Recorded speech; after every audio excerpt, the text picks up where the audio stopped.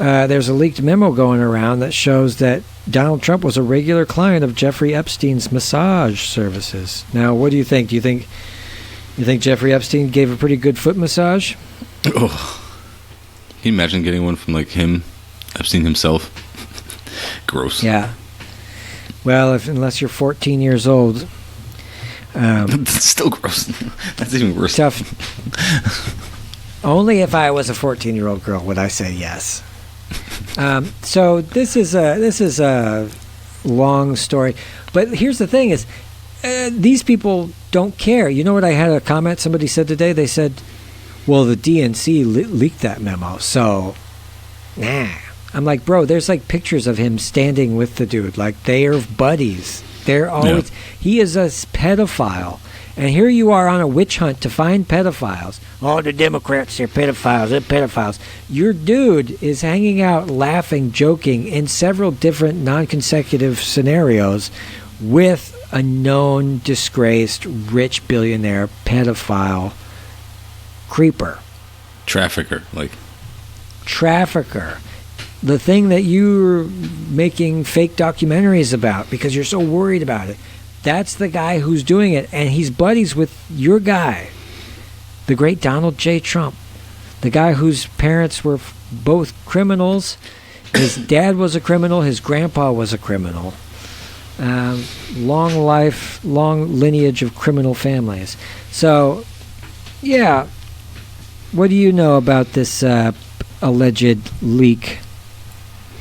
Well, I was going to ask you before we get too deep into it, what is your take on Jeffrey Epstein in general, if you can express it in not too long form of a story? And then also, if you have any prediction for any consequences for Trump here himself as a result of this information, what do you think? Because it feels to me like it's much more plausible that the DNC waited up until now, that's right before the election, to leak this and had it the whole time. The whole time Biden was in office, but they want people to not forget, even though they still will before the election. Even I'm sure they'll continue to harp on it, but... What do you think about Epstein and this whole thing in general? Well, I think it's laughable that it's not that it would work politically because, like I just said, it won't work politically because these people are too indoctrinated. Like he said, I could shoot somebody on 6th Avenue and people would still vote for me, and that is true. They're not going to turn away from this guy. And if there's video of him stomping on kittens or like that one politician killed her dog or whatever. Oh yeah. She won't come back from that. But he could shoot a dog in front of a crowd, and they would still love him. And they would say, "Well, he had to do it because he had to show that I don't know. I don't know what the reasoning is. That was just a fake dog that the DNC put there, and I don't know what they think. I don't know what kind of. They're very creative, so I don't know. I'll wait and see. But short form story. He's not my favorite guy, Jeffrey Epstein. Not my favorite. But I mean, if you had to guess, what is the mechanism behind him? Is he just some guy who happened to get rich and connected to a whole bunch of billionaires? What do you think is the deeper thing behind it?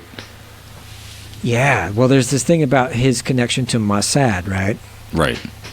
So his dad was somebody who was connected to the Ghislaine Maxwell family. Robert Maxwell, I think he was the newspaper magnate who did tabloid magazines, but he was also a Israeli spy. He was a Mossad spy.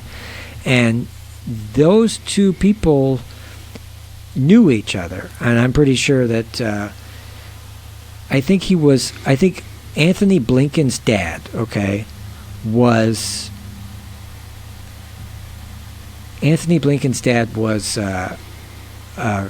some kind of consultant for the family. Let me look this up real quick. You vamp for a second because I'm actually curious. I want to know. Well, you're on the right track because I remember seeing the Anthony Blinken thing too, although I can't remember the exact connection. But yeah, Ghislaine Maxwell's dad, Robert Maxwell, died under mysterious circumstances on a yacht named after Ghislaine, was the Mossad agent. But the overall thing to take from it is for all the conspiracy theories, I've even seen recently someone was theorizing that there never was a person, Jeffrey Epstein, we know. The person that you're seeing in the photos was probably named something else and then was recruited by whatever intelligence agency, given that fake name, that the persona was created so that he could be this trafficker. connector of different wealthy people.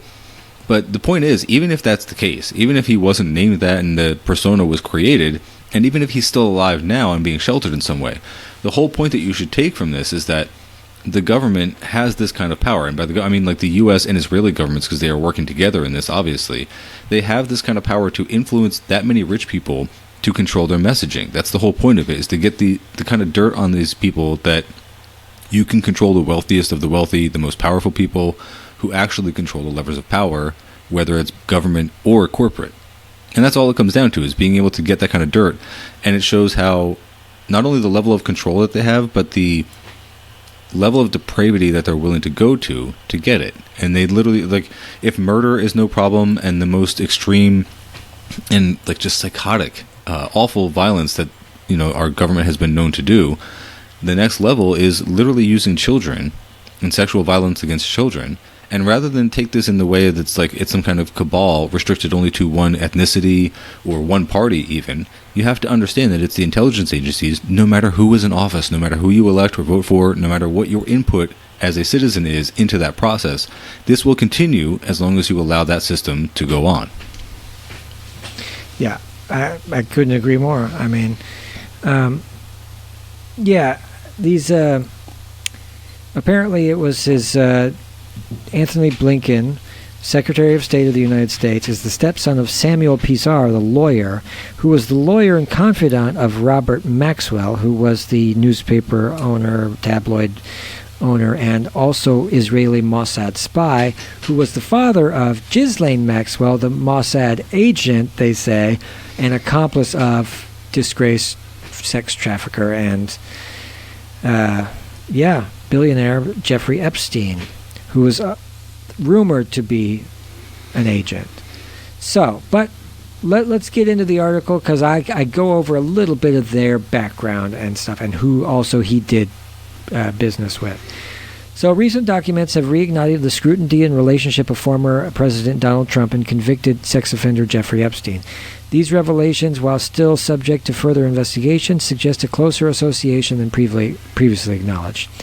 According to the documents, Trump and Epstein maintained frequent contact between 2004 and 2006, a period just before Trump's marriage to Melania in 2005. The phone logs show multiple calls from the Trump to Epstein filed under codename Triangle, believed to be a reference to the Epstein case. Notably, these messages were interspersed with calls from young women confirming massage appointments, a detail that takes a sinister tone given Epstein's known modus operandi. The documents also indicate that Trump's repeated presence in Epstein's orbit, with his name appearing frequently in both message logs and private jet records. More alarmingly, there are claims that girls trafficked by Epstein worked at Trump's Mar-a-Lago resort, and that Epstein once flew on Trump's private jet accompanied by a young girl. Perhaps most disturbing, the testimony of a witness using the pseudonym Jane Doe, who stated she was introduced to Trump by Epstein when she was just 14 years old. This allegation, if it is truly substantiated, would put him in some hot water. The documents also revealing troubling information about the handling of Epstein's case by Florida prosecutors. It appears as though they were aware of Epstein's sexual crimes involving minors as young as 14 and offered him a controversial plea deal anyway. The grand jury testimony included harrowing accounts from Epstein raping teenage girls, raising questions about the leniency of his initial sentencing. So he really did, in early 2000, get off really light and proceeded to continue to sex traffic many, many years after. Mm-hmm. So the history of Trump and Epstein together, the two men are in social circles that overlapped significantly in the 1980s and 1990s. They were both in high society scenes in New York and Palm Beach. Their connection wasn't just casual. Trump and his family, including the wife Marla Maples at the time and children Tiffany and Donald Jr., were documented passengers on Epstein's private planes multiple times, with flight records dating back to 1993. So he's taken the whole family to Epstein Island to get a nice piece of jailbait ass. Trump's own words from a 2002 interview highlight the longevity of their acquaintance. I've known Jeff for 15 years. Terrific guy. This statement aligns with the timeline of their relationship, which began in the late 1980s. Yeah, terrific guy, I'm sure. Their social interactions were frequent and notable. There's footage, of course, everybody's probably seen it, from 1992, shows Trump and Epstein joking and appraising women at Mar-a-Lago party, underscoring their shared social milieu. The infamous photograph of Trump, Melania, Epstein, and Ghislaine Maxwell at Mar-a-Lago in February 2000 further cements their social ties during this period. It couldn't be more clearly that this is a pedophile, and Trump is definitely hanging out with this guy, probably diddling young girls. Yeah. Okay. So here's a list of 20 people that maybe you guys know, maybe you don't know, Jeffrey Epstein was known to be hanging with. Of course, Ghislaine Maxwell, the British socialite and convicted sex trafficker, was his right-hand woman who did everything to rub his feet on his plane, which, get this, if you guys know the book Lolita, it's about a Russian guy. It's written by a Russian guy, but it's about this immigrant that goes and basically kidnaps and rapes a 12-year-old girl. And he named his plane after this book, called the Lolita Express. It's a famous movie, of course, made into a movie by Stanley Kubrick.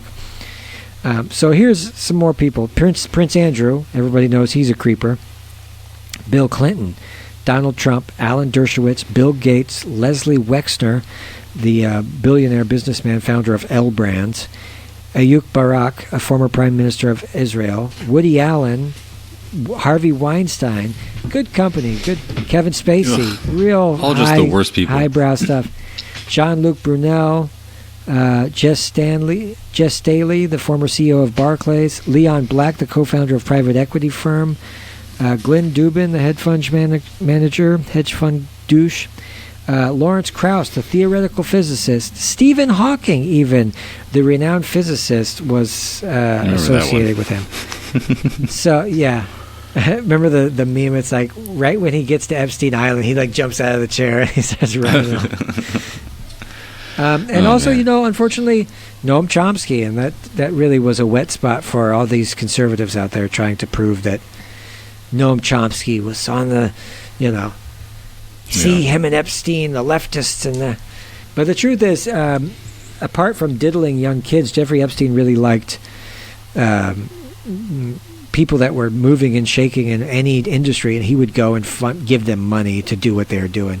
The billionaire Bill Ackman, famously, his wife got given a bunch of money by Jeffrey Epstein, and they're in cahoots or whatever, but he just liked people that were doing so. That's why he hung out with the theoretical physicists and stuff. He would hang around places like MIT and Stanford and ask people what they're doing. He would give a lot of money to universities to have little departments or labs where he had his name in, like he was a executive producer of this kind of thing. So, if I could say real quick, yeah, what the one thing that's missing for me in a lot of this, and even in like a lot of the podcast episodes, like long form documentary style from like podcasts and other content creators that I really respect who go in depth about this stuff, the one thing that seems to be missing a lot is the concrete evidence or even just like speculation about what this influence is being used for. Because you can see, obviously, he's talking to like major industry leaders, like or thought leaders in so many different industries or culture, what do you call them, like subcultures, that it could potentially influence lots of people. So if you go with the idea that this is all intelligence agency related and they want to make sure that all the things, all the marbles land in the way that they like, as in like capitalist, anti-communist or whatever, because we're going with this is CIA, this is like the carryover of NATO and the fascism that we imported from the dying German project. What are they influencing people to do? And maybe we can crowdsource it. Maybe people in the chat have read something. People are more into this than I am. But like, what decisions are these rich people making?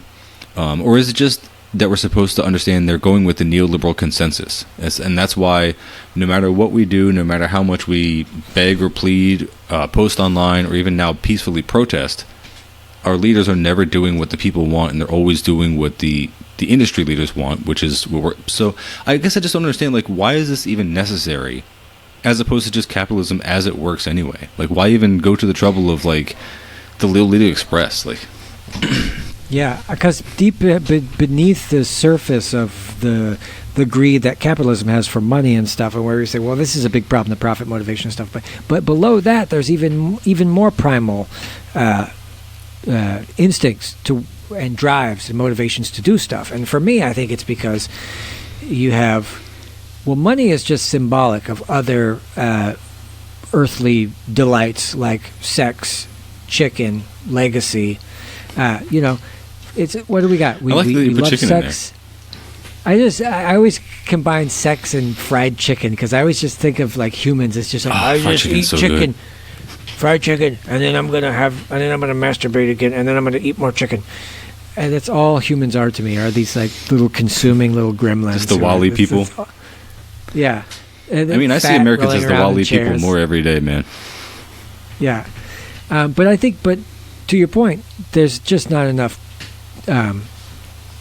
There's not enough nuance with the underlying thing is sex, power, money, drugs,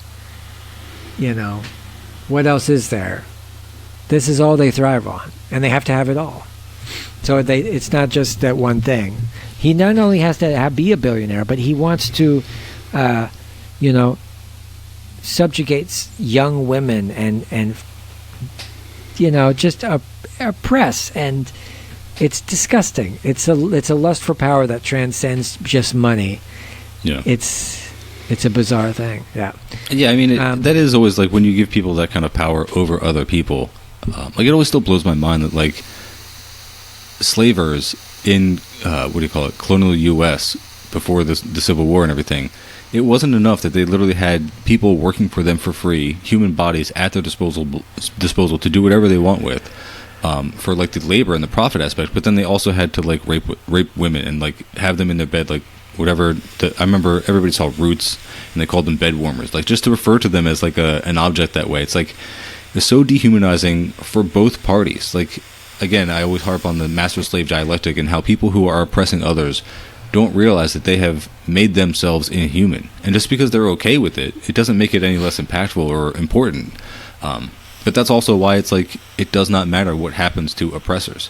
And that's why the oppressed should not feel any guilt about what they do to their oppressors. Absolutely. Absolutely. And speaking of masters and remnants from that time, the master bedroom is a slave originated thing. So when the real estate agent goes and says, and there's the master bedroom, she's actually talking about where the master sleep. Racism and the rigid hierarchies and violence and primitivism is all built into our society just from the get-go. Default setting, boom. Yeah. But yeah, as far as Epstein goes, he's got his specific proclivities, doesn't he? He's got his tastes picked out, or did anyway. Interestingly, Epstein's notorious Black Book contained 16 phone numbers of Trump and his inner circle, indicating a significant level of personal connection. This extensive contact information suggests the relationship went beyond mere acquaintanceship. Their friendship soured around 2004, though, coinciding with a competitive bid for a Palm Beach mansion. The property dispute have marked a turning point in their relationship, but that was before his first legal troubles. We don't know if he was blackmailing him, but you could assume because there was a lot of reports that he was blackmailing him at the time. So reports indicate that Epstein threatened to expose an alleged affair between Bill Gates and a Russian bridge player named Mila Antonova, unless Gates reimbursed him for tuition fees paid on Antonova's behalf. But there's limited evidence, of course, because these people live their lives in secret.